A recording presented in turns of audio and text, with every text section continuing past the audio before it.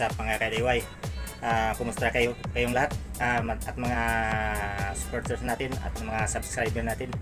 So sorry po sa lahat na medyo matagal akong hindi nakapa-upload kasi palagi tayong busy sa mga trabaho natin. So yun, may isi-share ako sa inyo guys, itong gagawin natin na isang pickleball, pickle paddle ball. So project ito sa aking estudyante. So i-share ko sa inyo kung para may makuha kayo ng idea pag maggawa kayo nito, para hindi kayo na bumili ng makagastos pa kayo sa sarili nyong bulsa.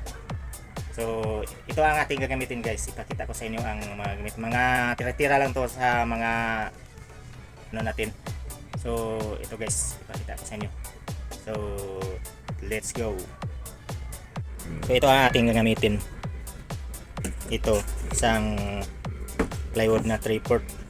So hindi to masyadong mabigat, magaan lang itong klase na marine plywood.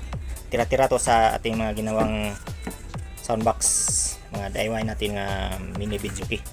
So ang ating gamitin, magamit tayo ng dalawang clamp jigsaw at itong aluminum nossing.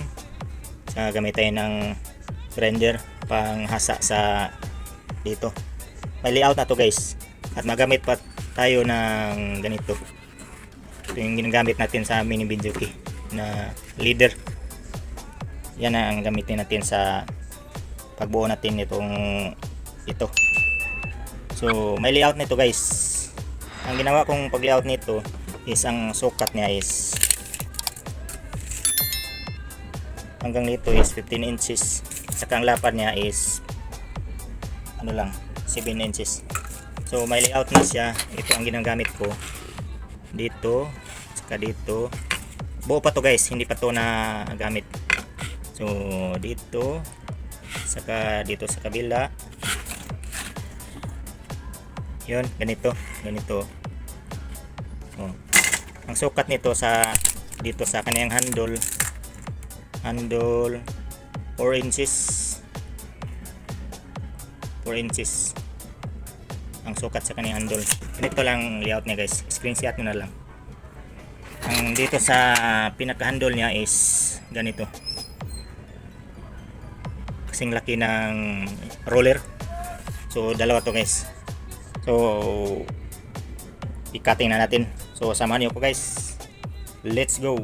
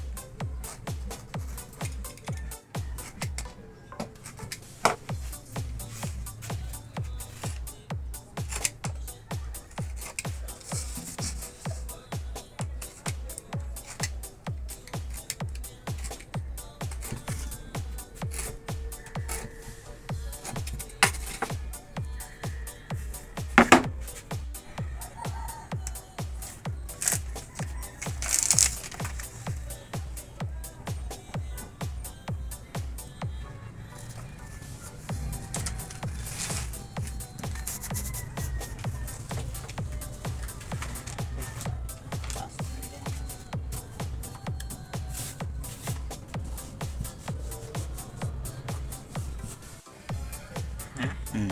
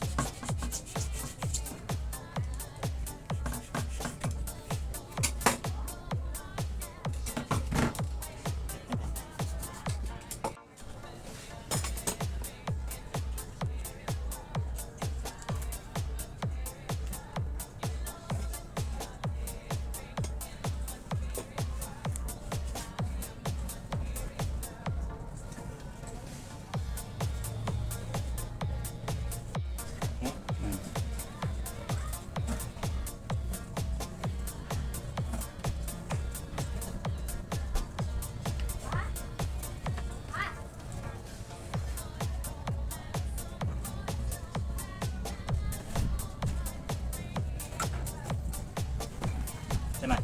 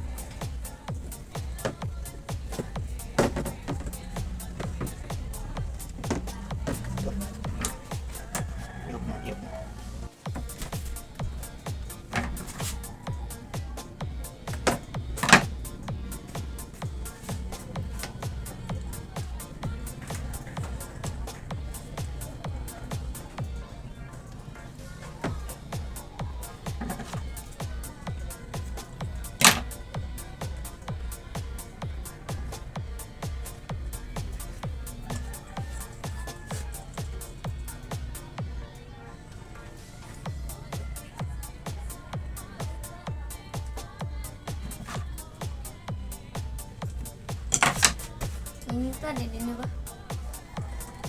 Nih, kalian guys.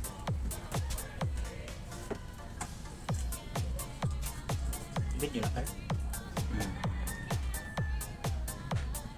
Ay, mute lang.